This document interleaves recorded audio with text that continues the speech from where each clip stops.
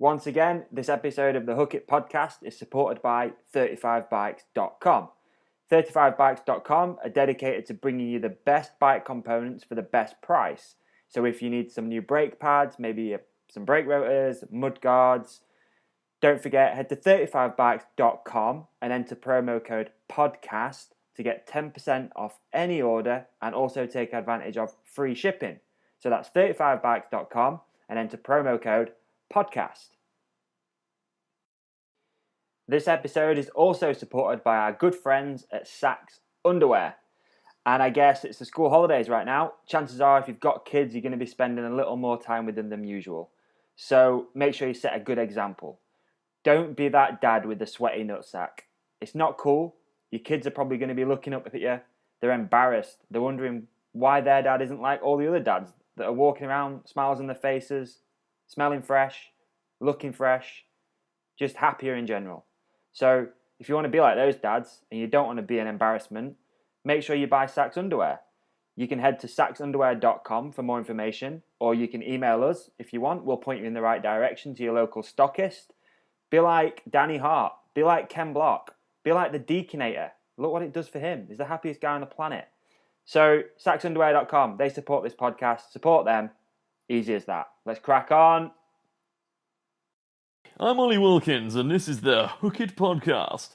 Hold tight, freshers. Okay. You asked for it. Here we go.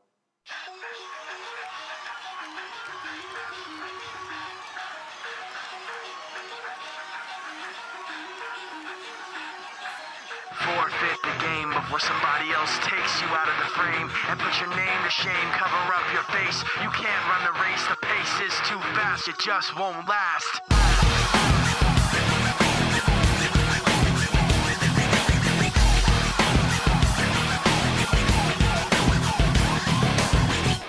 You love the way I look at you while taking pleasure in the awful things you put me through. You take away if I give in. My life, my pride is broken. You want to think you're never wrong. You live what you do. You have to act like you're someone. You live what you do. You want someone to have like you. You live what you do. You want to share what you've been through. You live what you do.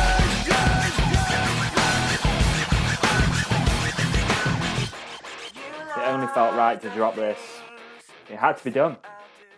Chances are, yeah, we might get in some trouble, but it's all good. As many know, like, if you're my kind of age, I'm 30 odd, millennial, at school it's pretty tough. Been one of the only kids who rode bikes, into motocross obviously, and a bit of an outcast. And it was bands like Linkin Park that kind of brought everyone who was into the same sort of scene together. So to hear that Chester had passed away and the way he did it was pretty sad. So it only felt right. Drop a bit of Linkin Park on the beginning of this as a bit of a thank you. But I want to also say, if you or any of your friends are kind of suffering with mental health issues, you got to talk to somebody and do your best to support that person. So yeah, there we go. Rest in peace, Chester. Thanks everyone. We had to drop this. Please don't report us. Why not? Anyway, so episode number 31. Stoked for this one. Really cool to have my mate Olly Forster and the guy behind the recent Sender magazine on the show. Sender's kind of blown up recently. Print magazine, awesome content, some cool stuff going on inside it. If you haven't already got a copy, I urge you to make sure you get a copy. And yeah, there's going to be a little bit of a competition going on right after this episode too, where you can win yourself a copy. So, as some of you may have noticed too, I've got another project going on pretty soon. So running alongside kind of the Hook It podcast, but also as a collab project with my mate Sandy from the Trailhead. It's going to be called the Trailcast, which is going to be somewhat a different concept to this podcast. It's going to be live, so we're going to actually sit down with the guests, have a more in-depth conversation, I think. But if you haven't already, head over. It's at the Trailcast on Instagram. keep your eye out. We're going to be launching a pilot episode pretty soon where we're going to do like an explanation of what's going on and what's going to be happening. And it's going to be fun. I'm excited. It's going to be a cool little project, and I hope you guys enjoy it too.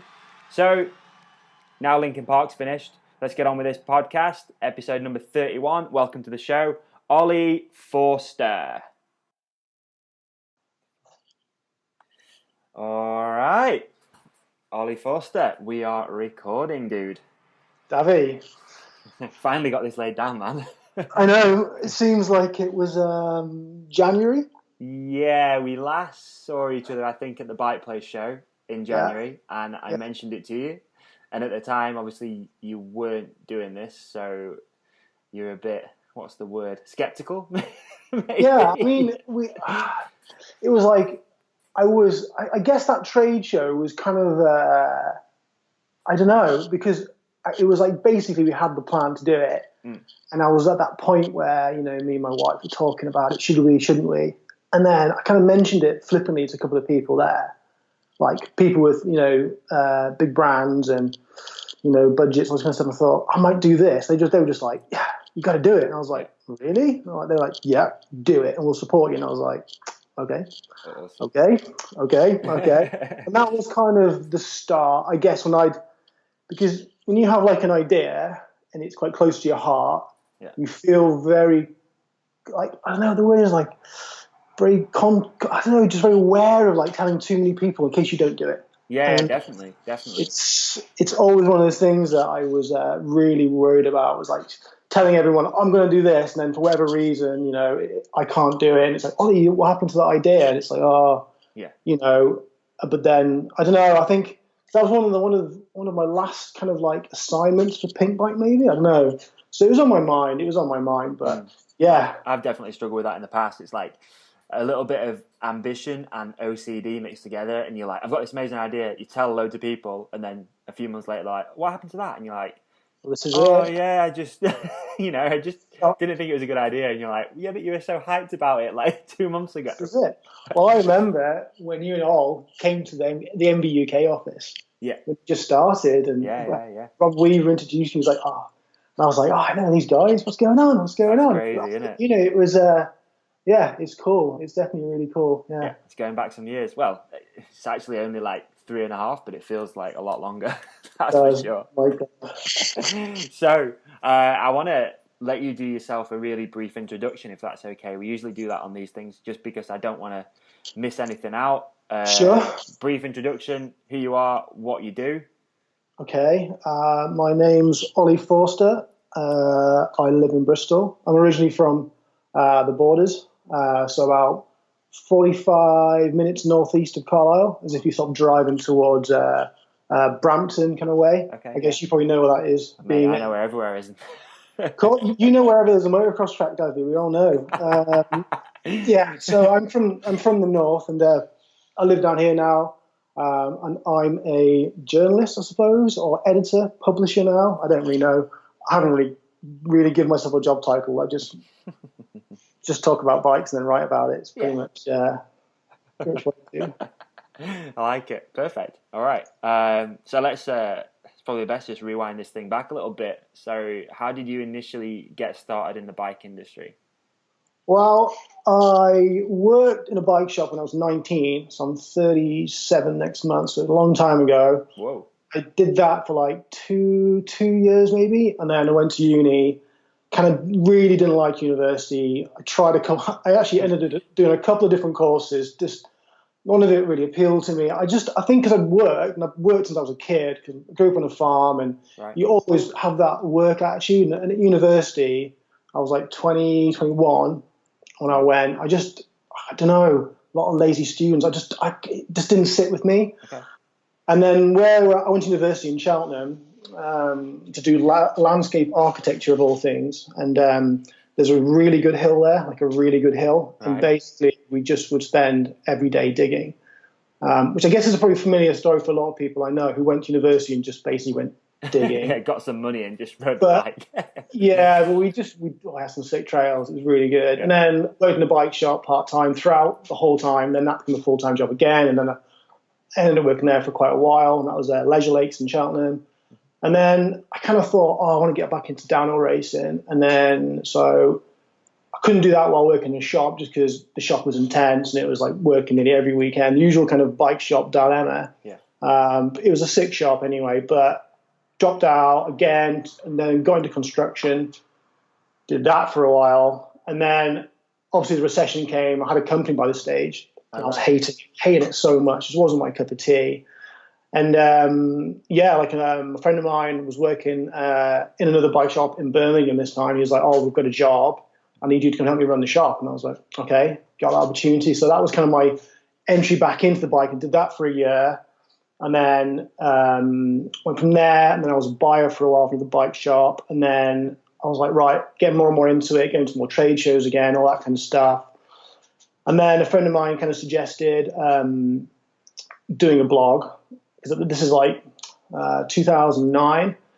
And then I've never really been that into the internet, believe it or not. It was just, I don't know, I felt like I wanted to do something with bikes. And at the time I was applying for jobs in the bike industry and I was getting the interviews, right, which is pretty cool. But every time I wouldn't get the job, I'd like, get some feedback and they just say, "Ollie, you haven't got any office experience. You've got the knowledge and the passion, but you haven't got the rest." And I was like, I know, because, I'm just not an office guy. So I don't know, I kind of felt like pushed. But anyway, to cut a long story short, that blog idea became a reality. It became Factory Jackson. We launched that in 2010, and very quickly it kind of grew, and it was a bit of a roller coaster, really. And then, it just went crazy. Like by the third year we were running that website, I was still running it on my own. I had a developer. I had 4 or 5 kind of like pretty constant contributors. I had riders like Josh Bryson, Nico Mullally, Danny Hart, all writing blogs for the website. So we had like these riders' perspectives. We were doing loads of stuff. And at the time, I had no idea what I was doing. Literally, I was making it up as I went and just, asking a ton of questions. Right. And then did that for a while. And then I think it got pretty tough. Like it was making money. We had ads and stuff, and it was working. We made it work by year 3, which is pretty unheard of, but I did give it some, we really pushed. But then I think my wife just said, "I'm sick of you doing 2 jobs." So I still had 2 jobs at this point. Okay. And I just thought, right, maybe it's time to expand my horizon, see if I can get a job elsewhere in the industry. Now I've got this extra experience, and perhaps see if I can pass on the website to somebody else. And then out of nowhere, the job at MBUK came up, and I went for it. I thought I'd completely cocked up my interview. I was 2 hours late. I was ridiculous. 2 hours late, and I sat there with Danny and Rob. Danny's the editor-in-chief, and Rob's the tech head-in-chief. And just sat down. I just thought, well, I've lost this. I might just have a chat with these guys. And it was just like an hour chat. Obviously, I've known Rob for a couple of years, and then they offered me the job. I couldn't believe it. So that was like my entry in from being kind of like a DIY kind of editor to being a professional and being introduced to this world. And it was eye-opening, like literally eye-opening. So I did that for a couple of years. And then another opportunity popped up, and that was to run the MTV channel for Epic TV, which are based in Chamonix.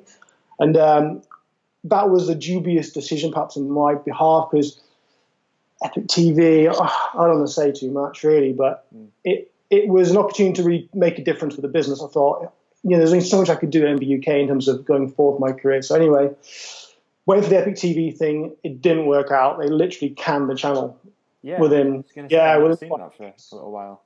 No, they were. There's lots of things going on. To cut a long story short, they recruited a new management team. The management team thought that the MTV channel was a priority. They then went to hire experts because they just hired like chalet staff and seasonaires from Chamonix to run it all, and that's why it was such a mess. So they hired me, and they hired another guy, a French guy who was super experienced. He now works for Fox. Right. And we were hired basically to change the website, but it didn't work, and it was too late, and they'd spent all the money, and that was it. They canned it. So I'd quit a really good job to do this other job. That fell through no fault of my own. They did sort me out with some money and said, I'm really sorry, blah, blah, blah, but I was unemployed. Right. So I went freelance for a while, and then Carl Burkett, who owns Pink Bike, offered me a job, which I took, which was the European content manager for Pink Bike, which is a another eye-opening experience because that place was crazy. I can imagine. That's pretty nuts. You know, Yeah. It's like 24/7. When Carl says to people it's 24/7, he's not exaggerating. It is 24/7. So yeah, just I've experienced a lot of different elements of the bike industry, and I've never worked for a manufacturer or distributor, but I've worked for a lot of media titles, and I've done the old bike shop thing through and through, from workshop through to management. So yeah, quite a few little stepping stones involved there. Yeah, definitely. One thing I want to know just quickly, Factory Jackson. Yeah. What's with the name? Where did that come from? So I'd never heard it before. And when I was working in Halford, this is in this was in year 2000. I was toying with racing that the winter series, and my bike was broken. I had a GT and it was cracked, and I couldn't get warranty. So I bought. What did I buy? I got something really flash. Got a really flash downhill bike. Well, it wasn't like top of the range, but when you're 19, it was like pretty flash. Yeah. This guy that was working there called Matt, who's from Stroud, and he goes to me, "Ollie, you're such a Factory Jackson." And I was like, "What the hell is that?" He goes, "It's basically someone who's got bling bling kit." But then he said to me, "But it also means someone who's got all the gear and no idea." And I was like, "Thanks, mate." And then I started hearing it more and more, not with reference to me, but just in other references. It just sort of stuck in my head. I just thought, that's kind of a cool name. And I guess in a roundabout way, we probably should have called it Ollie Bike Blog or UKMTB.com. You know what I mean? Because it's not very good. It wasn't very good for Google searching. It didn't really contain the words mountain or bike. But I always wanted to kind of build a brand, and I've always been interested in branding exercises. And it just was an opportunity. I just thought, stuff it. It's a cool name. Went for it. People got it, and it worked. But yeah. Has there been like one of those previous jobs which you've enjoyed more than the others? Yeah. I'd say probably the first 2 years at Leisure Lakes in Cheltenham were amazing, because I'm sure if someone's listening from Leisure Lakes now, they're probably cringing. But at that time, there was such a good crew in that shop. And I'm sure anyone who's listening has worked in a bike shop when there's a good crew. The money's crap, the hours are crap. But when you're just surrounded by people, they're just buzzing for bikes and digging and doing all kinds of stuff with bikes. It was just, everyone that worked there was into downhill and BMX. And it was just like a really, we party together, ride together, work together, fight, drink. It was like constant carnage. And we'd like Phil, the boss, who still run the show now over there. It was wild. It was wild. And that's fizzled out now. It's very serious there now. Lots of road cyclists work there. And it's, but yeah, those, I don't know, I just remember those years just being like, in your early 20s, got a little bit of disposable money and working in a rad bike shop, and you got the trade plus VAT access. And it's just, it was wicked, it was just really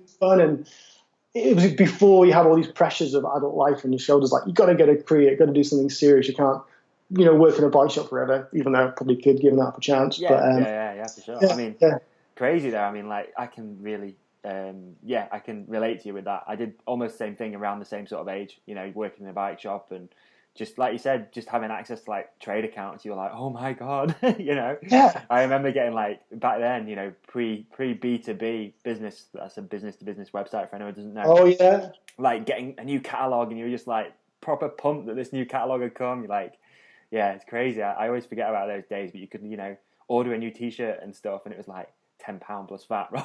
You know what I mean? Yeah. They're the best days, dude. The cheap parts and everything. But like you say, just having like huge passion for it rather than not being about money, and you don't have mortgage payments and stuff like that. Yeah. And I think that it was always something that I've been conscientious about, like as I've kind of got more entrenched in the industry, is like been to so many trade shows, so many press camps over the years. You just meet these people and just think, are you really into this? Is this just a job? Because I am really into this. If you don't want to be here, you can F off, in my opinion. Yeah. Because you're not doing yourself any favors being grumpy, because you're in the way of the people who are hungry to get into this industry because they love bikes. Yes.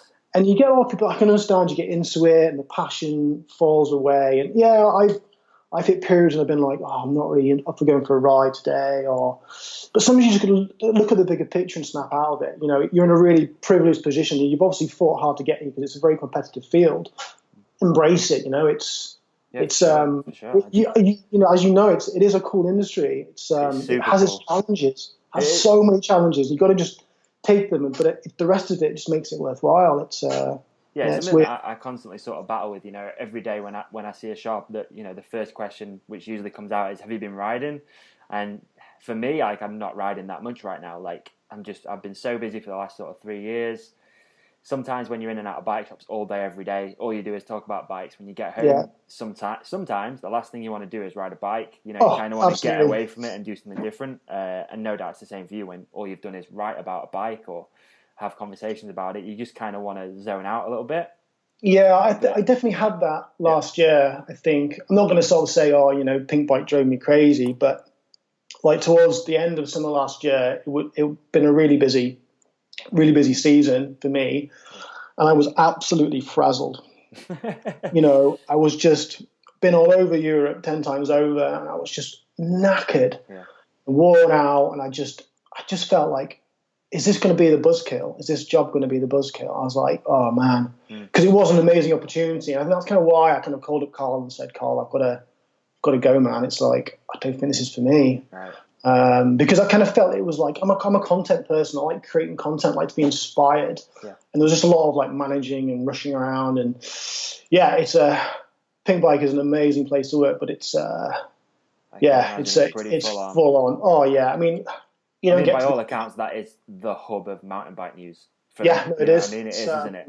It's the biggest website in the world by a long way. Yeah. I don't think that's a good thing personally. I think a monopoly is bad for everybody, but they do have a commanding slice of the online mountain bike world, which is they've worked hard for it. I guess it is what it is. Yeah. Do you think, like you just said before, about a lot of people who necessarily aren't really into mountain biking getting involved is due to the growth of the mountain bike sector in general? Yes. Yeah. No, absolutely. I mean, there was years ago, I remember having a chat. Actually, it was with my old boss at Leisure Lakes, and it was at the time when Madison, who obviously are a large UK distributor, with the largest, basically went from being like a regular kind of cycle wholesaler distributor to being the ultra polished machine that it is today. Yeah. It was at that time it was starting to change, and B2B came in, and I remember we were talking, and he was saying the bike industry for so long was just really unprofessional. It was all run by, diehard cyclists that were just, the heads were too busy thinking about, the latest gear and going for bike rides. And I think at that point when it started to get more and more professional, the larger brands that were seeing their stock go up were like, right, we need to start hiring people from outside of the industry, from other fields that, have some kind of a parallel to this industry. And you could see it massively. I mean, I went for a job at Wiggle as a buyer. Oh, right, wow. I got through the second interview. I think Steve Kitchen got that job. Okay. Anyway, and the guy that was running it then was from the Telegraph, newspaper. Really? It's and I think it's good. Big business. I know it's kind of good in a way that these guys have got, but then again, is it? I don't know. I'm on the fence, because sometimes some of these brands, they just start to sort of, you can see their marketing going a weird direction, and it's like you watch a TV commercial and you just think, who the hell commissioned that? Yeah, it's a bit like that, like was this, whoever thought of this, do they actually ride bikes? Yeah. And I think now that the industry is really, really mature, the sport's in a really good place. There are so many intelligent, driven, like highly passionate individuals who can do all these roles and love riding bikes, and that I think is way more positive. And I think as an industry, I think we need to stop really going OTT on hiring these like corporate bigwigs from Apple or from Sony or from Ford or from the Telegraph or whatever. I don't know. Maybe we can't. I don't know. There's so much money at stake now in cycling, as you know. That's it, isn't it? Yeah, for sure. I remember going to. I went to Madison to pick a bike up, probably like a year and a half into having Hook It up and running. We were starting to get a bit of traction, and went there and were just absolutely blown away. Like, it's a crazy setup. Oh man, unbelievable! Like an absolute next level sort of thing. And I know we've got some of the guys from Madison listen to this, so shout out to those guys. But it's a tight ship over there, and it's super impressive. But then it's almost like chalk and cheese from what we do to what they do. You know what I mean? But yeah, like you say, it's other people coming in that don't necessarily maybe have that what's the word, the passion for it and stuff. But maybe maybe it needs that in some respects. Like you say, I'm kind of on the fence too.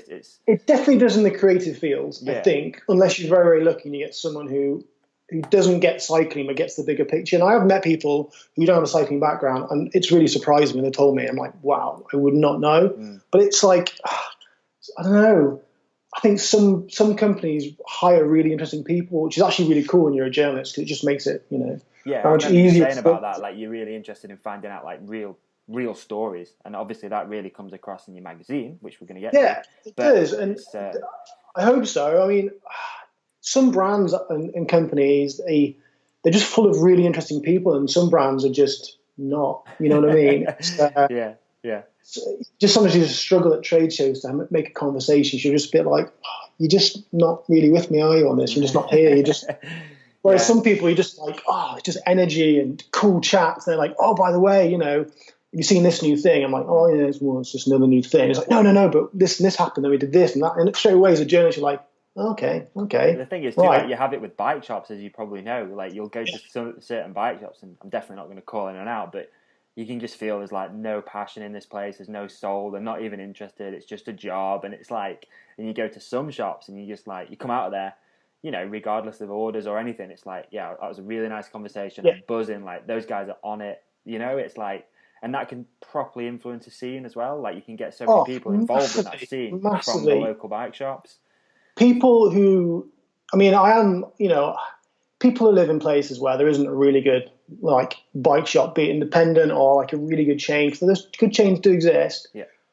They're missing out because it's a good bike shop becomes a hub. When we did a feature for issue 1 in South Wales, we met the guys. Well, we met Nicky and AJ at Leisure Lakes in Newport, which I've never been to. Drive past it quite regularly, but I popped in obviously to meet the guys, and that shop has become like a real pivotal thing within the area. It's crazy what they've done, and as we spent the day there meeting more and more local riders, and a lot of them are saying that they all buy bikes from there now, not because they get good deals, but because of the support and because they're riding all the time on really gnarly trails. When they break apart, the guys at the shop will basically go above and beyond to make sure they get a demo bike or a demo set of wheels or whatever they need to go riding. Yeah. And because of that loyalty, they're all there riding Santa Cruz, Intense, all these like really expensive bikes that you'd often see one or two of. The whole scene's riding them because of that support. That's where they're putting their money. Yeah. And I thought that was really interesting, whereas in other areas where you don't have that support, you see a lot more Canyons, a lot more YTs, a lot more like, direct buy bikes because the local bike shops aren't present, So but true. So true. It must be so challenging to open a bike shop in these days. I did explore the viability of it once, and it's you need so much money to do it properly, and time and patience, and I think it's I don't think it's easy, but no, I definitely don't think it's easy at all. But you hit a few major points there, which is just like you said, having the support. There's a lot of people who will turn the nose up at a YT that comes in the shop, or there's other shops which will just sort of embrace it. It's like, okay, it is what it is. Chances are they're probably going to buy a bike from next time. Do you know what I mean? It's like, you know what? So I went for during when I was running Factory Jackson, I went for one job at a local bike shop, which I won't mention, as the store manager, and I sat down with the owner. And he said, one of our workshop protocols is we don't allow mail order bikes in the shop for the workshop. And I was like, what? Really? You are turning away potential customers and your local clientele who it doesn't even need to be talked about. It's just ridiculous. And that was like, for me, it was a huge turn-off. I was like, your business is really going to struggle in the future because these direct buy brands are not going to go away. They're only going to get bigger. Definitely. And they found their place just as really good, bike shops have found their place. I think the internet has really forced retail to up its game. Yep. And in doing so, you've now got some amazing bike shops, amazing bike shops. Totally agree. And I have this conversation day in and day out, and that's always my sort of takeaway from it is, the internet's sort of arrived pretty hard. And so has direct-to-consumer bikes, but you can't beat like service and you can't beat, all that sort of stuff. And people will support a local bike shop if you're good, like they'll support it. And if anything, it's just kind of dwindled out some of the shitty bike shops too. Absolutely. This is it. Yeah. I think a lot of people got into retail in the bike boom with, they got like a startup loan and yeah, I think they had good intentions, but I think a lot of them maybe didn't have the full package. Yeah. And I met quite a few of these people along the way, and I had a chat, and I was like, so how many years have you got, working in the trade and retail or in the bike industry? And then they just go, none. Right. I just love bikes, and it's like, oh damn it, you need more than love. You need more than love, and you need more than money. You need to have that experience. You need to have seen how it really works and how it doesn't work to form your own little plan. Mm-hmm. I'm not going to blow his trumpet, but I will. Sandy over at Trailhead. I mean, I often, when people talk about bike shops, I always say, go in there, because that's what you want, that local vibe and knowledge and passion. Like, people who can show where the trails are, tell you where to go. It's it's definitely a ship. Definitely a really, really good one, for sure. Sandy runs a really good ship over there. We're talking a lot about shops here, Davey. Yeah, we are. I've not worked in the bike shop for a long, long, long, long time. Do you want to swap jobs for a little while? No, I don't. I do miss parts of working in shops. I miss talking to people about bikes, because it's ridiculous how easily you just sort of like slip into it, and like I love it and do miss that. But and I like it too, man. I like being in and out of shops all day. Like, I'm not the sort of guy to sit like in an office behind a laptop. I'm just not that sort of guy. I try it and I get bored within like half an hour. I start procrastinating. I'm on all sorts of different websites. Some of them not very allowed in the office, and it's like, I just like being out and about, man. It's amazing the people you meet in this industry. But yeah, it's just. Do you not find it's really good for market research? Pardon? Good for market research, just talking to people. Yeah, for sure, man. Like, if we're looking at bringing out like a new product, which we are doing at the minute, like, get out, see people, chat about it, like, figure out what they want from this product, for for an example. So, and it's important to have a rep on the road these days, I think. No, I do as well. It's very easy to sit behind a business-to-business website and be faceless, and that's one thing that we really don't want. But anyway, we're not here to blow smoke up our company, that's for sure. So let's talk about Sender. That's what I want to hear about, dude. What made you make the actual decision to run with the project? So I left Pink Bike full-time, that is, because obviously I was still freelancing for those guys for a while. I left my full-time role there kind of midsummer last year, and then I took a bit of time out, went to Morzine for a couple of weeks, just like, I just had to go out and ride my bike. I was just in a really weird place. Mm-hmm. And then I was just thinking of like, what can I do next? I didn't really want to be one of these freelance full-time journalists. It's a hard game to crack, and I love the idea of building, something tangible and something that's a bit more than just a one-off, and from, I'd say, so the last year of Factory Jackson, so backtracking a little bit here. That's right, yeah, let's do it. The web developer who I was working with, who was an amazingly talented guy called Andrew Revitt. Andrew had so many good ideas about, digital web businesses and all that kind of stuff. But one day he called me up and said, "Oh, can you come to Milton Keynes for a meeting?" I said, "Yeah, I'll come over." So I went over. And I said, "What do you want to talk about?" Because he sounded pretty excited on the phone. He goes, "Look at this." And he basically just put this magazine in my hand. It was a snowboard magazine. And I was like, "Oh, this is cool." So I'm flicking through. I was like, wow, this is really smart. And he was like, yeah. And I was like, "What are you saying?" He goes, "I think we should take the website down and make a magazine, because I just think it's going to," like, he was on it at that point. He was like, long term. And he was talking to the printers, and then we started looking at viabilities and all this kind of stuff. And I was just, at that point, I was just a bit like overwhelmed at the prospect of what it would entail, because having run like a digital business, a content business for like 3 years, that was so difficult. I thought, I can only imagine how hard it is to do a print magazine. Mm-hmm. And is this around like 2009, 2010? No, this is 2013. Oh, right. Okay, sorry. So this is just before I actually knocked Factory Jackson on the head and took the job at MBUK. So that was when the conversation started, but it definitely left its mark with me, really. It was something I'd often bring in conversation at the office when I was at MBUK, and I'd love to do like a really nice high-end coffee table style magazine. They'd be like, "Oh no, that wouldn't work." And they were right, it wouldn't work. But that was 2013, 2014, 2015. And I think that it's only until the last kind of year or two where the viability of an independent specialist print magazine is viable. Because if it's not viable, then it just has no future. And I guess a lot of people are like, well, you should be doing this from passion for your heart and your love for the sport. I've got enough of that. And what you need is the ability to generate content and to, pay for that content, because the best photographers and the best journalists don't work for free. Yeah. And if you want to create a magazine that is worth the cover price, you have to have the best content.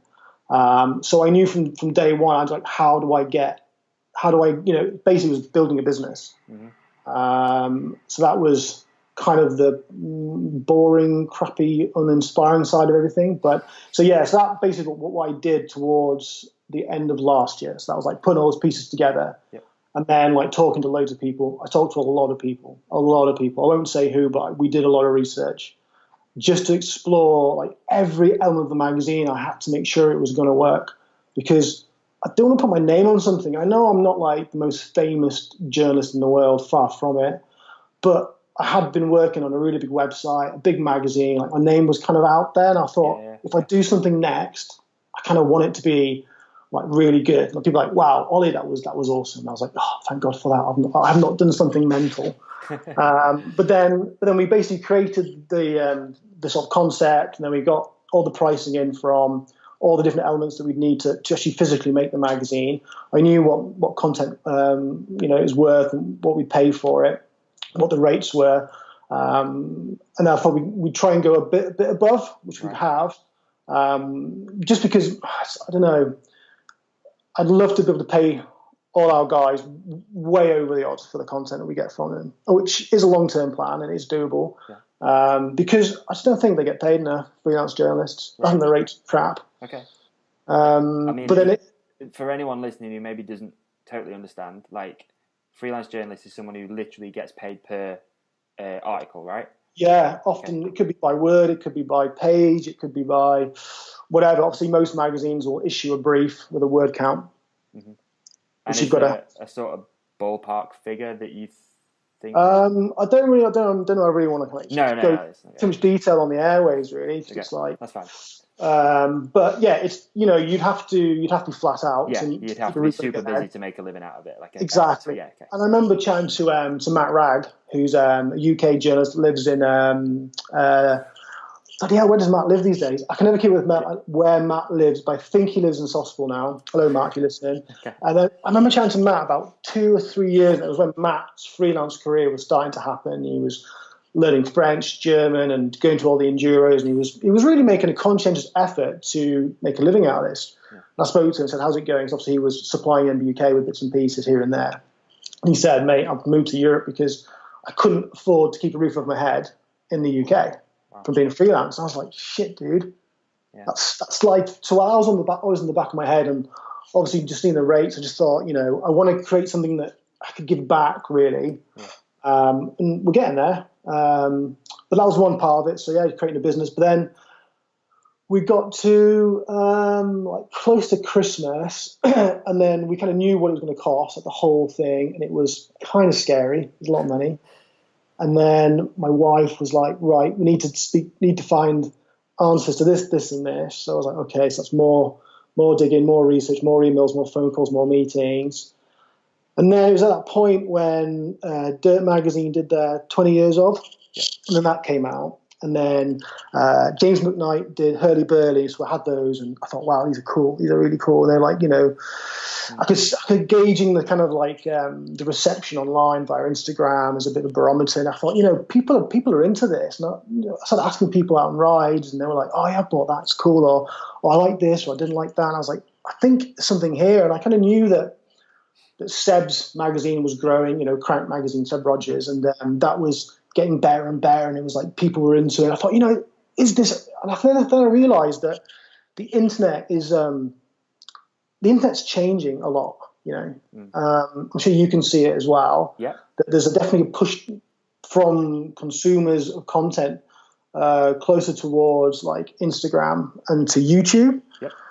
I just thought if people are accessing content via their phones rather than their desktops or laptops, then that's going to change what's being consumed. Now, for me, I like stories. I like being immersed in a story. I mean, it's telling stories has been a human tradition for, Forever. thousands of years. And we're not going to stop. People love a good story.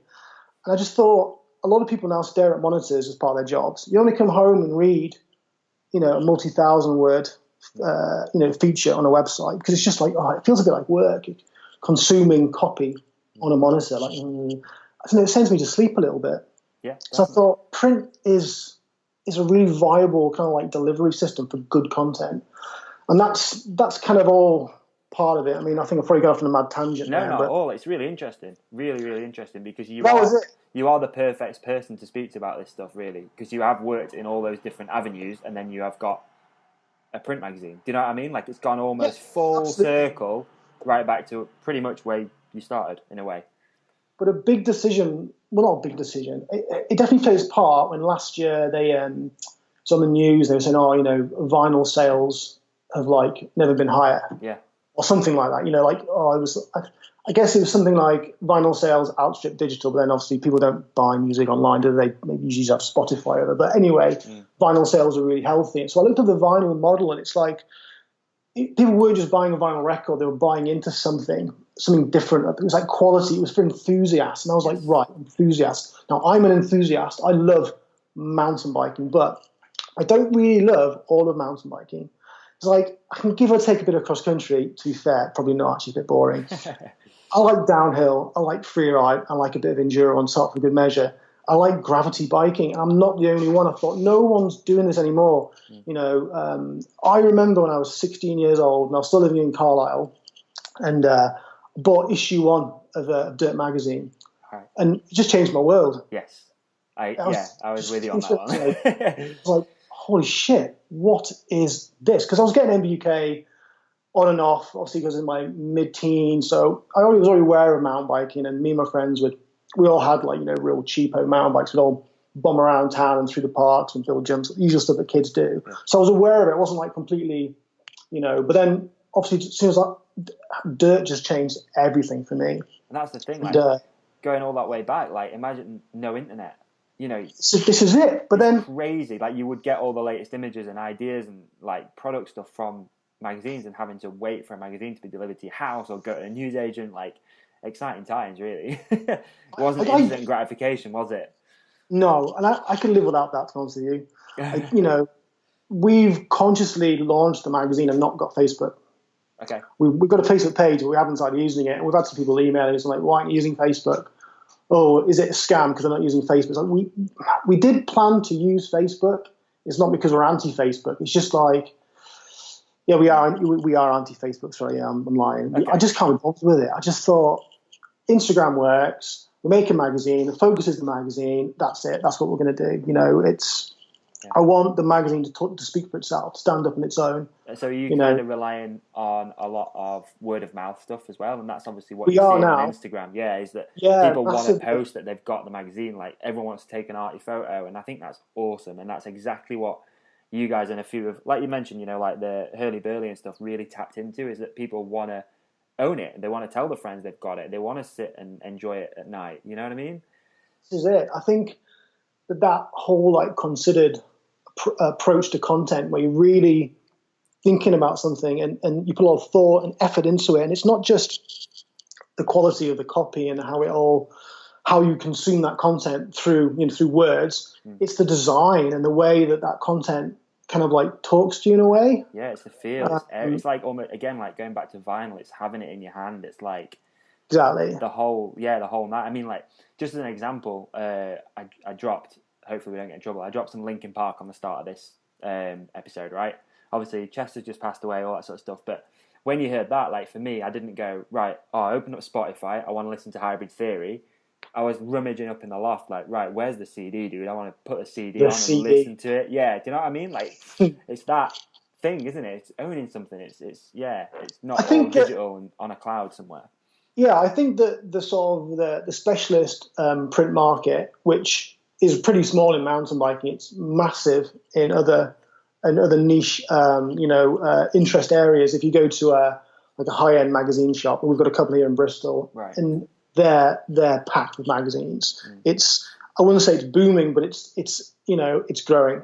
And I think a lot of that is led from the internet, that people have just gone a little bit.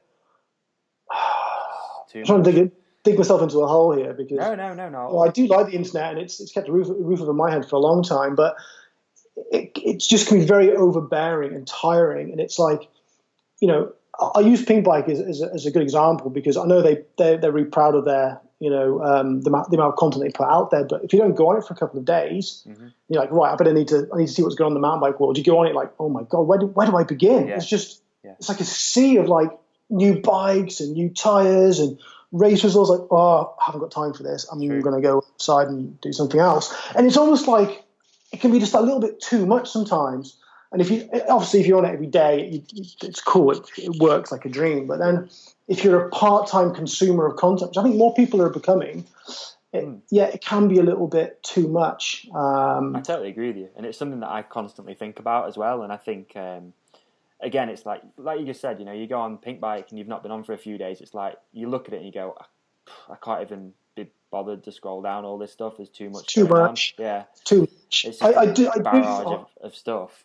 Yeah, and a lot of the stuff the rad stuff that those guys do, they do work hard. Oh yeah, don't get me wrong. Content. It often gets hidden amongst all this other stuff, which I don't want to see another press release. It's like I want to read some rad article written by Mike or RC or whatever. It's all like or Aston. It's just it's all like hidden. I just wasn't into that really. I'd rather I think like original content will always be for me the biggest pull, no matter what title it is. Yeah. And I think that the internet is hard. There's no two ways about it. It's getting harder, I think. I would not want to run a website these days. No way.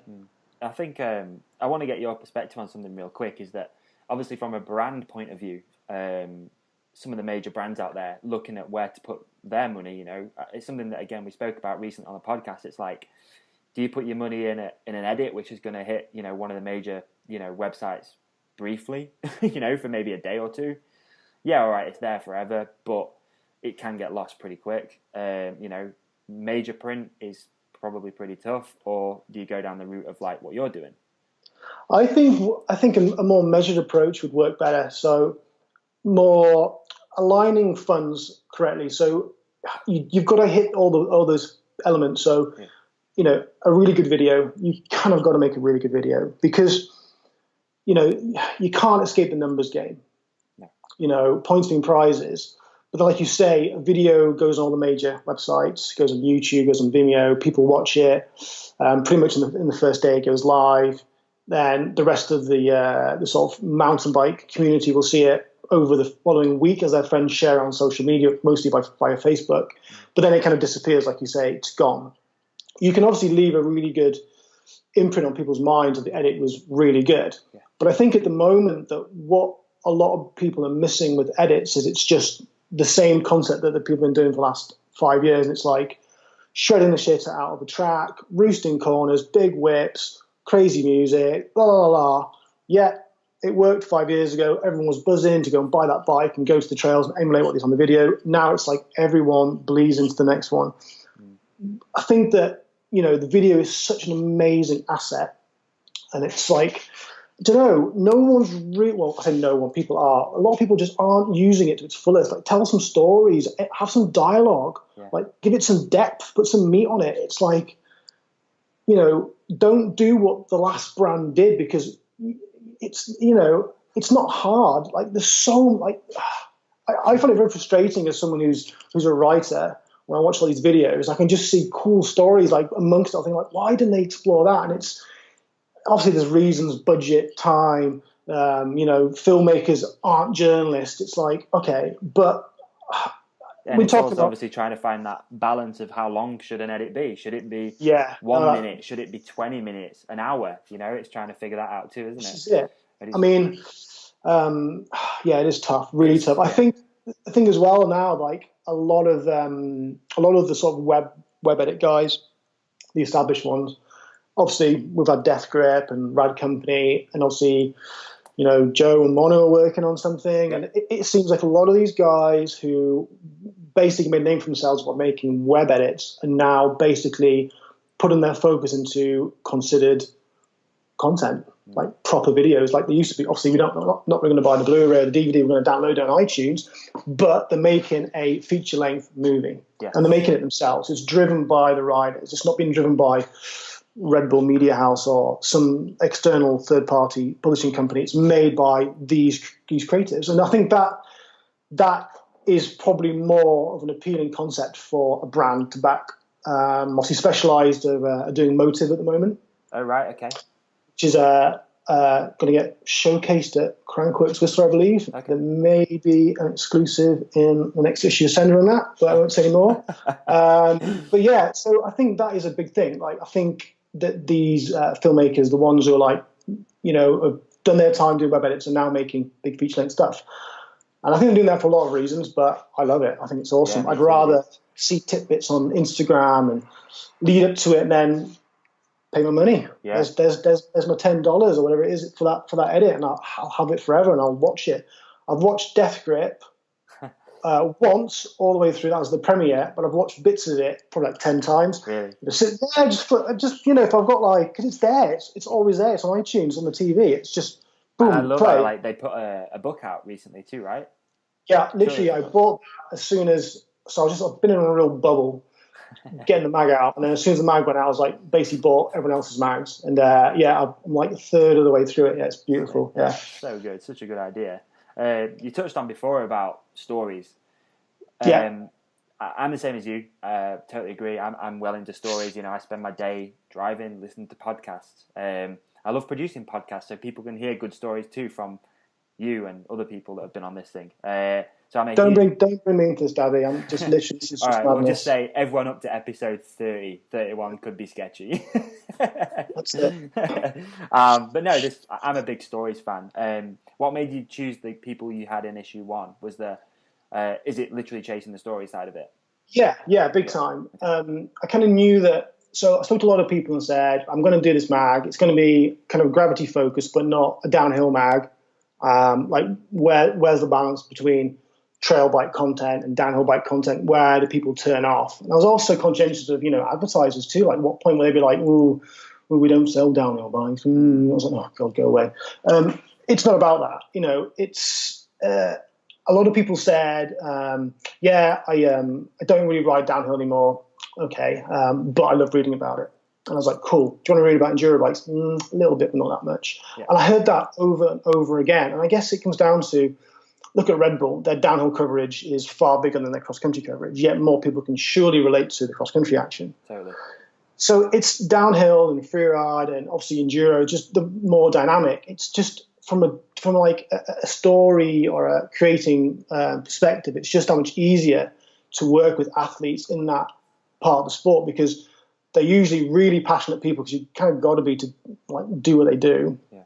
And they're often a bit mad. And it's just, I don't know, that's kind of riding that I've always emulated. And of course, I'm just a journalist that rides bikes. I'm not anywhere near. It's just, I don't know, I guess issue 1. Yeah, a lot of it, this is very quite funny now, a lot of it was over the years doing content for other titles and being around these people and going like, I might do a magazine. What do you think? And then just gauging their opinion. And a few of the guys who were in issue 1 were like, oh yeah, what are you thinking? I'm like, oh, it's going to look like this and this. And they were like, do it. Yeah. And I was like, right.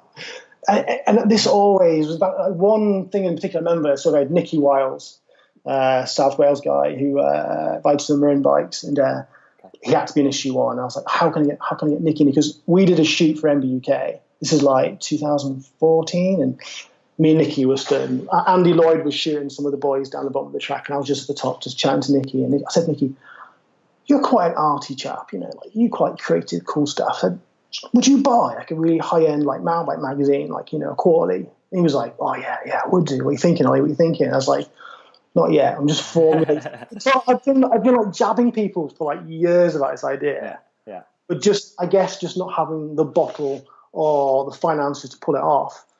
And I guess that goes back to an earlier question. You were like, at what point you did think? And it was like, I think it was probably after that bike show where we had a chat. And then I got changed hired. It for you, right? Yeah. Yeah, it was our chat. Yeah. It wasn't a chat at Santa Cruz at all, no.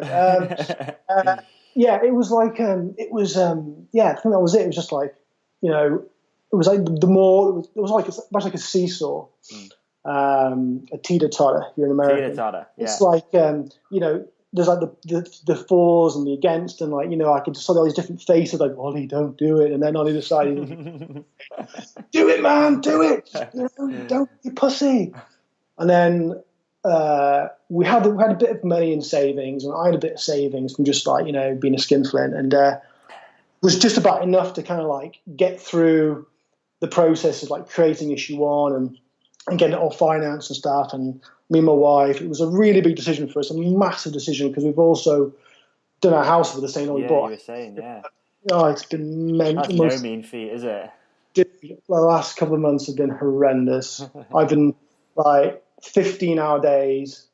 It's just been becoming a regular, and then I've had loads of weird injuries recently. I go for a bike ride, come back, and then something swells up or hurts. And it's just like you've done nothing to it. It's just like you've been smashing it on the house and in the office, and now you're back on the bike. It's just like everything's going mad, and it's like, oh, I'm just getting old. Maybe, like we were saying before we started recording, there's certain signs you start getting, and you start thinking, "Oh shit, this is what it feels like to start getting old." Yeah, I mean, scary, dude. I often think that, and I'll go to the Forester Dean, and I'll see Jonesy fly past and just go, "It's just a number." Like, no one, that man is rapid. Very true, very true. So yeah, age, I don't know. I think mountain biking definitely keeps you young. That's for sure. Yeah, for sure. Definitely. Yeah, get out there, ride your bike. I think what I like what you did with the first issue too, it sounds like, is you've kind of, it's almost like, maybe I'm going to say this wrong, it's almost like a thank you to the bike industry for you, because you've got loads of people in there that you've known over the years, you know, like having a bit of a leisure lakes thing going on, and do you know what I mean? Like, it's a bit of a, that was just by chance, you know. And really? I was on the fence about putting it in there. And then I like that though. I think that's really cool that, you know, you've got this platform now and you can kind of say a bit of a thank you to some people that have helped you out along the way. A lot of people have, I mean, I can't make a list on here, but, you know, I have been helped, and every journalist has. It's like, something you've got to keep at arm's reach, something that you've got to embrace, and it's just, but it is what it is. It's a small industry. Yeah.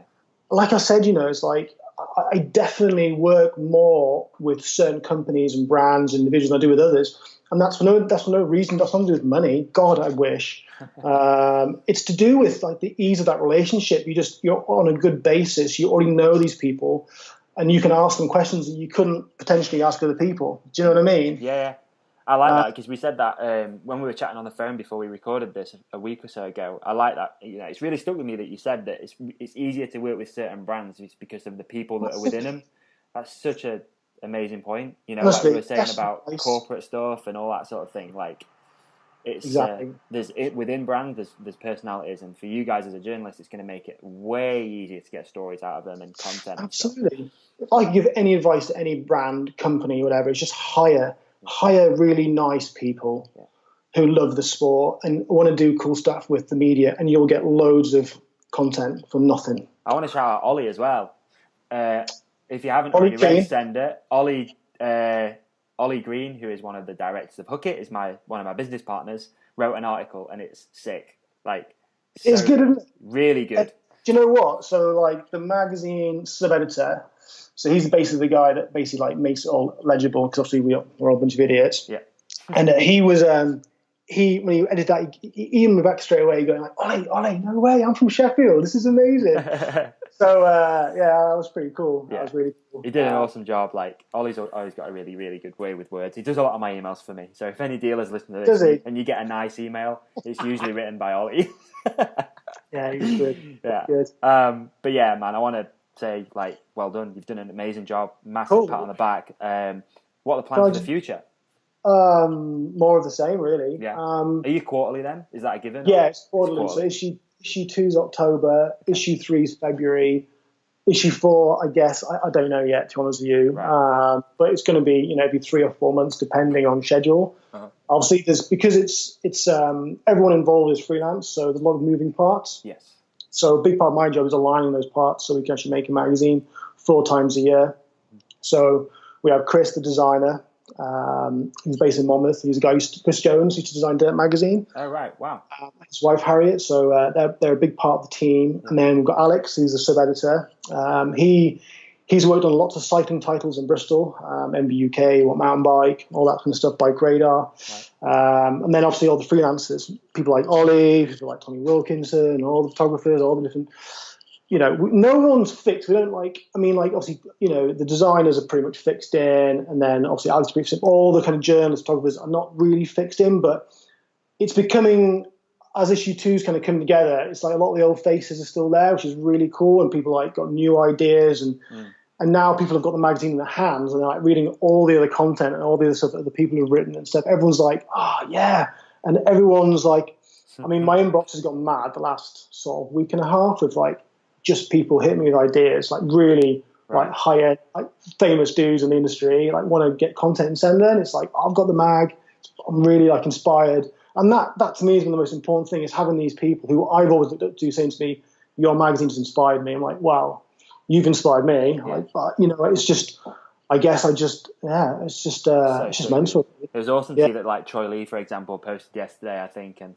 stuff like that. It must be pretty cool. Yeah, it's I didn't ask them to do that at all. Really I sent the magazine to Stickman.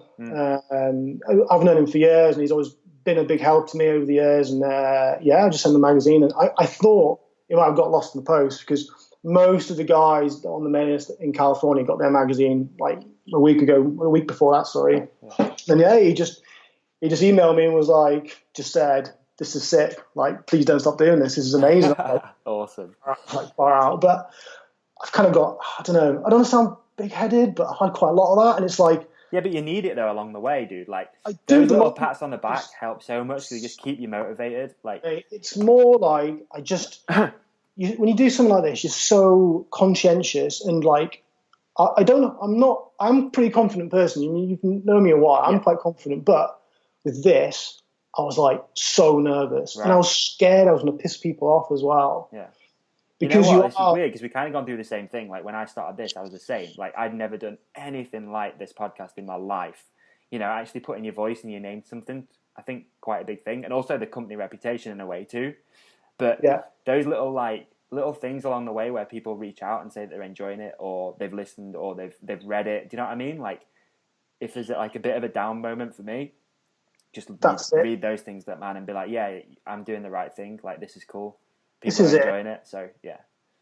That's literally, I mean, I've definitely had to, like, make some sacrifices to do this. Yeah. I'm still driving around the same shitty van I've had since 2008. I literally have no money, and my bikes are dying. But it's like, this is all that matters now. Getting this feedback is just more of like it's huge. Yeah, definitely. It's just the feedback from the client, not clients, readers. Sorry, clients, readers, and then friends in the bike industry, and people who have put ads in the mag are just like, it's just been a bit overwhelming. Like, I didn't really think about any of this. This is the mad thing. To get the mag out was such an uphill battle. Yeah. And loads of things kind of like start to pop up and go wrong towards the end. And then, top it off, we had stuff going on in the house, which is just like an extra, oh my God, I can't even tell you what we've been through. A nightmare. And it's just like all these things are all going wrong at once. I was like, oh my God. And then we got to the point where we're going to launch on the Monday, and I was just terrified. Right. Like, so nervous that people were going to get it and be like, oh, it's a funny size. Oh, I don't like the paper. What's this? I know, but it was like... you run through it all in your mind, eh? Because I've been making content for like professionally, 7 or 8 years now, and I'm kind of confident with my abilities, and I kind of got an eye for good content from photographers and journalists and all this stuff. But the rest of it was just terrifying, because I've never published. It's like making that leap of faith. Yeah. There's a feature in the mag with Kyle Jameson. Who's a legend. Absolutely love Kyle. And he says, because he's basically done his own fest stops. And we were chatting about this, and he was like, similar kind of deal. He was like, yeah, you just kind of got to like jump off the cliff, and until you do it, you don't know. It's like a thrill, but it's also terrifying. And if it goes wrong, it's everyone kind of there to like experience that with you, and it's like a bit horrible. It's just mental. It's inspiring, dude. You know what I always think too, is it's way easier to just look at content these days and almost scroll past it or ignore it. And the fact that people will reach out and say something means so much more these days than what it probably used to. Absolutely. It's you know, we've got that hashtag read sender, and that's not there for any kind of cheesy. I want people to read, and like, I mean, I read a lot. Like, I don't read a lot of bike stuff. I read a lot of like books. It's my sister's influence. She's a real bookworm, but I just love reading. It's just, sometimes I find myself staring at Instagram at like 10:30 at night, but I'm often doing that because I just want to know what's going on in the world of bikes, so I can say, oh, he's there, right? Okay, that's my idea. Do you know what I mean? Yeah. And it is a good barometer. I hate to say it, but it is. It is. For sure. Yeah, but then, I just think reading, it's such a... when Seb Rogers launched Crank, he had some really cool thing he said. It was like digital detox, or something like that. And I thought, that's wicked. That's really cool. I like that. That's so cool, yeah. Seb like is good that. at that. Yeah, and I thought, that's wicked. That is kind of like what this resurgence in print or specialist print is about. It's kind of like, we do live in this digital world. The internet is going to continue to bombard with content. You can keep it or you can throw it away. It's up to you because it's free. Mm-hmm. But if you really are passionate about wherever it is that you're passionate about, be it, World Cup downhill racing or Festi, whatever, it's like sometimes nice just to sit back and kind of like let yourself read something like that's been written directly from these guys. I don't know. I mean, I can't blow my own trumpet, really, but I don't know. It's like, there's so much content out there on the internet. I think some of it's just getting lost in the dribble. The 10 best enduro bikes of Eurobike 2009, the 8 best moments of Crankworx 2013. Like, really, come on, who cares? Like, stop doing it. You're not doing us any favors. No, it's true. It's very true. I agree with you, man. Totally. It's like, go make some content. There's so much sick stuff happening. It's get after it too. Yeah, for sure. Yeah, absolutely. But yeah. Cool. All right, man. You want to do some listener questions? Maybe. I had a little look at some of them, and I was like, oh my God. Yeah, these things are getting wild. I know. Yours aren't too bad, to be fair. Like, Who got the worst ones? Deeks? Oh, man, Eddie Masters for sure. Eddie? No way. Dude. Like, I've said before that almost like all his mates just were like just going mental, just posting the most ridiculous stuff, and I was like, we'll just do a quick fire, we'll just blast through them. It was pretty damn funny. But I like that though. Like, again, we've got some cool listeners, so thanks everyone who does submit these. The more ridiculous, the better. It always makes for a laugh, if you ask me. So, but yeah, yours are pretty reserved. Good. So let's kick it off. At Hayden Davies 74 on Instagram. All right, start off with a serious one. If there was a naked photo shoot in the next mag, which pro rider would you most want to feature and why? What? I don't know if I can answer that. Told you it was a serious one. I'm sure if I could ask my wife, she'd probably say Greg Minnaar. I'm not going to give a female because I just think that's just a bit sexist myself. That's pretty low. Yeah, let's just. Are we skipping over that one? Skipping over that one. All Thanks, right. Hayden. Cheers, Hayden. That came in last minute too. I couldn't miss that one out. Okay, at Angus Davies 16. Who's the most underrated rider right now? Underrated? Yeah. Don't know. I think that's a really actually it's quite an interesting question. There's a lot like in racing, at least, there's so many good riders. And I think there's a huge disconnect between the public who consume downhill racing content and like the actual world of racing. I think everyone who's into downhill racing needs to go to a World Cup at least once or twice in their life, just to experience it, because it's not until you see these guys go past and you're like, what? Like, they're that fast. Yeah. Top 80. It's like they're just phenomenal riders. And I think there's definitely like I guess a lot of the guys in top 40, aren't quite getting on the podium or into the top 10. I think maybe some of those guys are underrated, but only because they're just like a few seconds away from their career turning around. I think maybe that's, I don't know. Yeah. I think it's hard to, if you're not, I don't know, if you're a racer, the clock doesn't lie, does it? No, not at all. No. And if you're a free rider, underrated, I don't know. I mean, it's a tough one. It's really tough. I guess like a lot of, like, I get stoked on riders, not just on how big they can do a whip or or how fast they can ride. Now, since doing the magazine and just talking to so many different people, it's like I begin to realise that I'm more impressed by the way that people carry themselves and what they're doing to kind of like push the sport in positive directions. Yeah. I guess I could always reference Josh Lewis, but he's such a good role model. He is just having the most fun on his bike, and I think that message is loud and clear. I think it's just like it's not all about racing and doing 80-foot gaps. It's about going out for your ride with your friends or on your own or whatever, and just riding your bike in the woods. It's like the best medicine for the modern world. It's and Bryson too. Bryson definitely fits into that category for me. Yeah, somebody who's been at the top, and I think Bryson's different because Josh is one of the best bike riders in the world, and people should never take their eyes off him when it comes to speed, because phenomenally gifted rider, probably one of the most I've ever seen. And I've, over the years, doing photo shoots and going to events, I've seen like pretty much most of the top guys and girls do their thing, but Josh rides just the most. It's almost like it's just like, I don't know, it's just weird to watch. The speed is just, where did he get that fluid, speed? Yeah. I'm not really into the whole natural thing. It's definitely like nurture is a big part of any, rider's rise to the top. But yeah, I don't know. But awesome. Josh is, I think, well, just read the magazine. I think it's all in the mag, really. We did a feature with Josh, and it's, this is Josh Bryce, and it's all in there. But I think he's. I think both of them.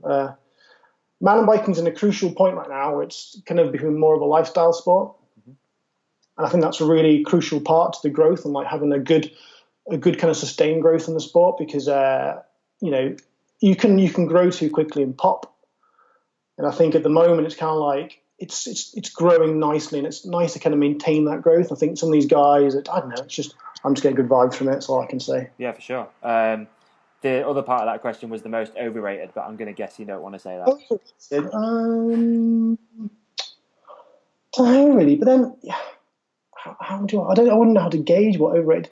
I mean, you could probably say something like, "Oh yeah, Aaron Gwynn's overrated," but then he's not. It's like he's mega. He's still doing it, yeah. Everyone who's getting on the podium are just phenomenal. I mean, there's definitely some people who are popping up. I think that's probably a better way to tackle the question. Like, there's definitely some riders that are like, I mean. Let's talk about, here we go, let's turn this around a little bit. You've got a lot of riders who this year have turned heads. And maybe they're the riders we're talking about. Charlie Hatton. For sure. Yeah. Jack Meyer. Yeah. There's a load of them who... Will. Yeah. God, yeah. And it's just like, they've not like just popped up out of nowhere. They've been there, they've been smashing it, and everyone's like, oh my God, they're sick. But it's like this year, it's almost like, the stars have aligned, and it's just clicking, and it's downhill racing so psychological. These guys just often need that little bit of a confidence boost, and that's it. It's like, they're off. It's rad. Sick. The next one came in from @TheLastFreerider on Instagram, obviously. How do you choose photos for the mag? It's a good question. It's a bit of a joint effort really, between myself and Chris. But obviously, I usually get the mother load, the whole file, which they can often have hundreds of photos in. I often go through those. I try and align the images to the story, or I try and get images that tell something that the story couldn't tell. Okay. We don't always. At Sender, I was quite adamant. I wasn't overly concerned about. Having those kind of like bike mag style photos. They just look at and just go, oh my God, what a beautiful mountain. Look at that trail. Oh. I love that stuff. We do have some stunning stuff, but I'm more about the emotion. When you can see a rider's face and they're just like, oh, this shot's got Josh. He's just smiling and all of them. It's like, which ones can you choose? He's obviously just having the best time ever, and he was. And I guess that for me is a really big deal. But I really prefer, if I can, is to commission shoots rather than just get event photography. Yeah, I know that's not viable all the time, and sometimes you need those event shots to give some context to the story. But when you commission a shoot and you give like a brief, and you can work with the photographer and the athlete, you can really get some really cool shots that when they go in the mag, people are reading like, I've not seen that before. I've not seen this before. Oh, where's that? You know, it's that connection. I love all that stuff. But yeah, it's complicated, really. I guess a lot of it is just I don't know, motive. Is that the word for it? Yeah. Do you know, if I look at something, I'm like, right, that's where's my bike? Where's my bike? I'm like, right, if I'm thinking that, there's a good chance that the reader's thinking that, because that's the whole point of the mag. I just want people to read it and either be inspired to do something positive, be it ride their bike, train to race, you know, get their confidence up to go and smash some massive hooks, dig a track, dig a jump, paint. I mean, you know, we've got Addy Gilbert, the illustrator, you know, we're doing way more stuff with Addy, so watch out. But I mean, I just wanted people just get stoked and just like me when I was 16, picking up Dirt Magazine. I was like, wow.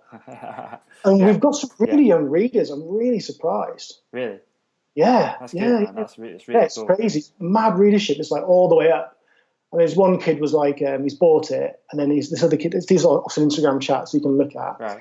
This one kid's like, is it good? And this kid's like, I don't know, my dad won't give it back to me. He keeps reading it. I thought, that's right.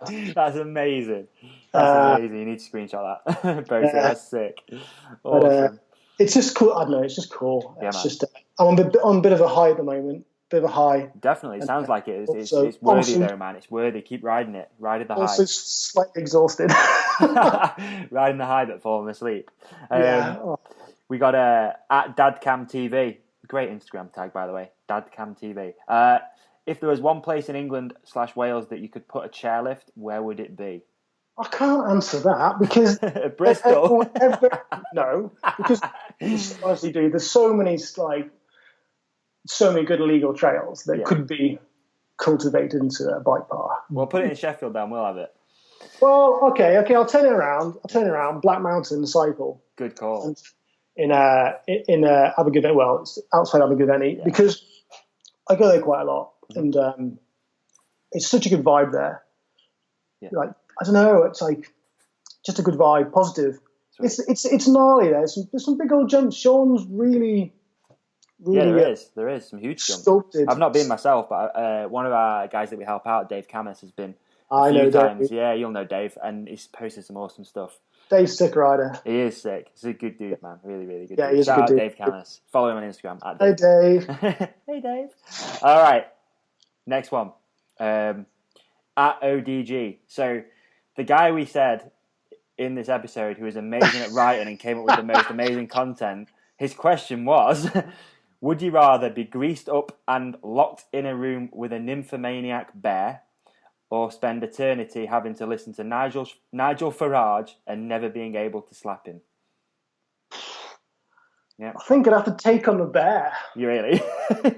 just I don't know, take control. I don't know. I'm not into killing animals, but try and, maybe just like punch it in the nuts or something. I'm pretty sure it'd kill you, man, to be fair.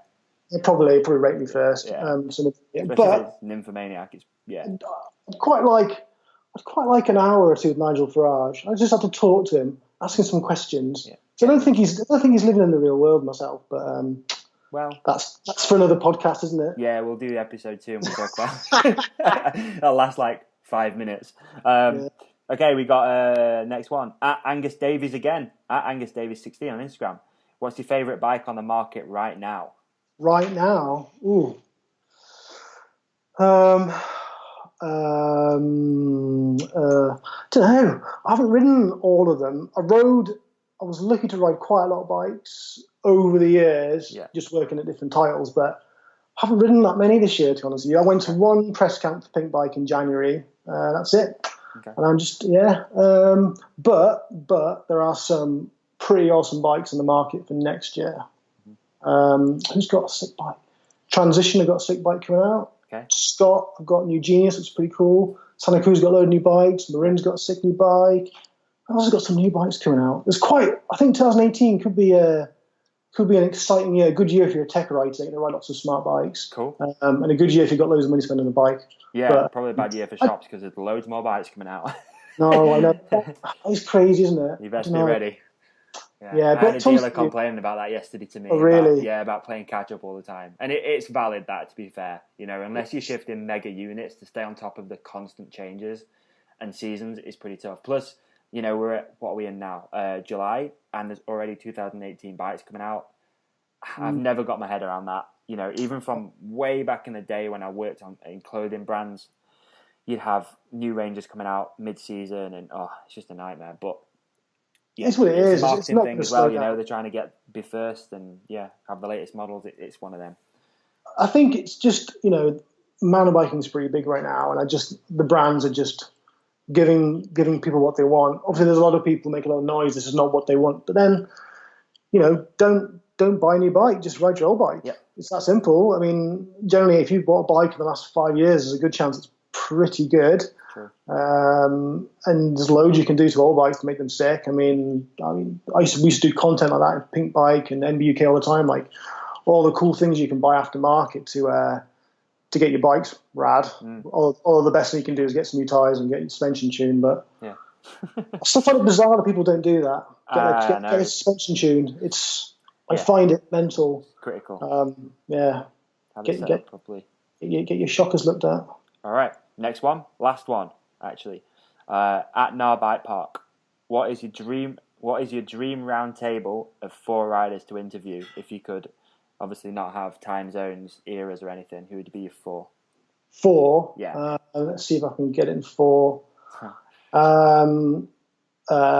PT, Palmer, Warner, and then the 4th one's difficult because if it was 5, I would say Kurt Borys and Miles Rockwell. Right. Because when I got into all this when I was a kid, those guys to me were like just the legends. They were just the raddest, gnarliest, just like cool. Like, like the attitude, and to me they made downhill and mountain biking look cool. And I think that because all my friends were into skating and BMXing, had those people not been in downhill, and had dirt not existed, and had Alex Rankin not made sprung and probably wouldn't have gotten into mountain biking because at the time it was a bit geeky. That's not really my style. Right. And I think these people just made it look cool. And yeah, they were wearing Lycra, but they were just these badass characters. And I've been really lucky to meet all of them, apart from Kurt and Miles. Uh-huh. And but I'd love to, that'd be such a sick feature to sort of get some goods and all the kind of mad stuff those guys get up to on the World Cup circuit back in the late 90s. Yeah, that'd be awesome. Sick. Yeah, it would. That'd be a really cool conversation. Hopefully you can get it done one time for your mag. That'd be sick. Yeah, well, we're talking to I'm not going to say. Don't jinx it, man. Talking to lots of people. I don't know. I'm getting quite protective about stuff at the moment. Okay. Just lots of cool stuff happening at Sender. That's understandable, man. Sometimes you got to keep a few cards close to your chest. Oh yeah, I'm keeping it all close to my chest now, as much as I can. We'll start sort of like dropping some hints to what's coming in the next issue, like maybe next month or the month after. Okay. Because we've got until October. I mean, we are physically making issue 2 right now. Sweet. So it's on. Can't wait for it. Can't wait. Yeah. Super I would have excited. liked the month though. It's just like, it's just mad, absolute madness. I'm sure it'll. No, I don't want it to settle down. I don't want it. Fuck it. No. Keep riding the wave, dude. It's fun. Yeah, let's just keep it going. And I can tell you, we are going to do some videos. Awesome. Really, that's gonna be cool. So when I asked you about the future, you just said more of the same. But really, there's loads going on. You just don't want to say There's anything. loads going on. And I do, I've got no plans to have a website. I don't want to have a website, but I do. The internet is there. You can't ignore it. And we sell the magazine online. We are getting dealers now, which is really cool. Got some really good bikes. That before, yeah. So go on. Who've you got? Oh yeah. Hold on. Let me just think. We've got Soho Bikes in London. Okay. Super cool bike shop. Really happy to get those guys on board. They're really passionate about print and they love bikes, to me, and coffee. Obviously, you've got Sandy Trailhead. They've got some mags. I've been speaking to Sandy about this project for ages. Right.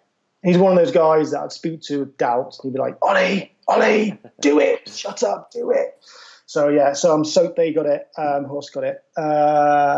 There's a shop in Cyprus who I've never heard of. They've got some mags, and talking to some of the distributors and shops in Europe. Who else? Let me just check my phone, dude. Yeah, I was just as like this. It's 9:30, and I've been at work all day, and I'm quite tired. Oh, bless you. It's a hard life. It's a hard life. Sucks, Hold on, dude. Hold on, I will reel off the dealers, because I've got new ones. See, here we go. So in Cyprus, it's Cyclo Shop. Stiff Cycles. I don't know how I could forget those guys. Yep. In Harrogate, we've got Pedal Diction in Norwich. Oh, sweet. Really? Scott bought a magazine, and then we started talking, and he's like, "Oh, the shops have got magazines. Can I have some?" I said, "Of course you can. Just how many do you want? Let me know. You can have as many as you want." Sick. And then we've also got Shut Up and Ride in Bristol, which is a really cool shop. They've got some mags as of tomorrow. Sending some mags to Rockets and Rascals in Poole, to mine. It used to be Josh Bryson's mechanic on the syndicate. Who else? There's more. There is more, I know. Really? But for me, like, if my geography is correct, you've got no excuse to not be able to get a mag anywhere in this country. Because that's like all corners covered, plus the middle. And if you live in Whistler, there'll be a dealer very soon. Wow. Awesome. Yeah, so there's all sorts of mad stuff going on at the moment. It's just trying to just, like, control it while making another magazine. But luckily, we've got loads of new writers on for issue 2, so it's like, sick. Well, I'm personally going to really enjoy watching the journey. It's been awesome to hear more about it as well, dude. Like, I think everyone listening to this will appreciate what you've done and no doubt give you tons of props. If I just think I'm mental. Well, it's all right though, isn't it? Like, better than being boring, right? This is true. It's one of them. Not about. Yeah. So, is there anything you want to mention? Any shout outs you want to do? Anything like that, please? Where can people get a copy if they haven't already got one? That's what's the website? I mean, it's sendermag.com, but we sell through Big Cartel. Okay. We There'll ship be a link in the show description for anyone listening. If you need just to click it, it'll be right there. So just scroll down, it's there. But really, just to say thank you just to everybody that's bought the magazine, because it is new, and I was a little bit taken aback in the first week with the volumes that we sold. I just want to say thank you, because, like, I can't do this without people buying the magazine. I can't make issue 2. It's Can I like ask you something really quickly? Yeah. I'm just curious. So how do you forecast what you're going to sell? Or is that really impossible? No, not at all, really. Asked a lot of questions, really. Right. Like I said, we did a lot of research. My wife is a marketing director for a big company, so kind of got a little bit of, like, tapped into her knowledge a little bit, and she said, do this, and this to gauge. And we did a lot of research. It wasn't everything we did was really, like, even from, like, choosing the stickers to working with the designers and choosing the paper, everything was really deliberated, and all the stuff we did, nothing was rushed. This was like to create. Yeah. Well, I wouldn't say it's paid off. No, but it's balls rolling, which was the important thing with issue 1, which is to get that ball rolling so we can create issue 2 and create issue 3, and then start making other cool content. And then basically just expand the concept of what it is that we're trying to do with Sender. Mm-hmm. And that is to like really do creative stuff around mountain biking and just inspire people to ride. It's such a cool sport. I guess people probably don't need a lot of inspiration. You go in the woods and do some skids, but I don't know. Sick. What do you? Nah, it's been rad, dude, talking to you. So cool.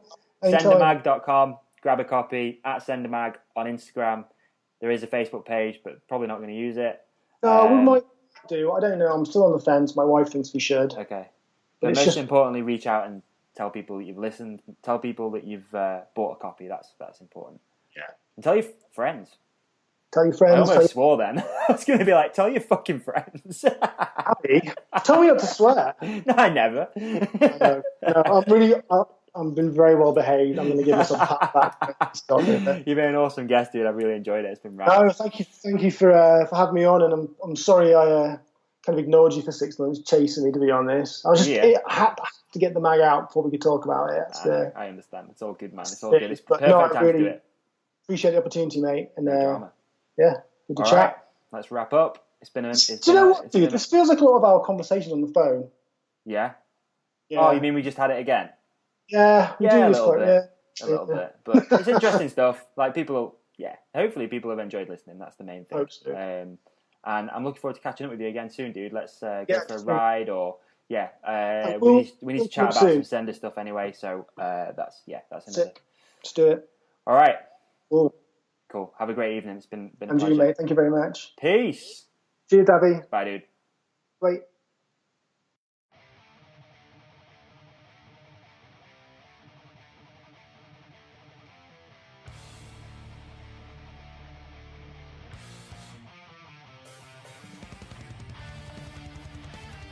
Alrighty, there we go, guys. Episode number 31 is in the bag. Super fun episode. Really enjoyed that. Chatting to my mate Olly about Sender, where it came from, where it's going, and plenty of other stuff in there too. Hopefully it's inspired you. Get out and ride. Make sure you grab a copy and tell your friends. Same with this episode too. If you have enjoyed it, please reach out. Tell us you listened. Leave a review on iTunes if you can. Anything you can do. Just tell your friends. Share it. Reach out. Blah, blah, blah, blah, blah. Any reservations, questions, feel free to drop me an email. It's davey@hookitproducts.co.uk and I'll be happy to answer them. If you have any guest ideas, you can fire them over. Anything. I'm always happy to hear from you dudes. And that's about it. So have a great weekend. It's been a pleasure. Trailcast coming soon too. Don't forget. Keep an eye out for that. Rock and roll. Thanks again, Main Event Moto too, for the music. You just listen to it now thinking, this is cool. All right. Have a good one. Peace out. See you for episode 32. Bye.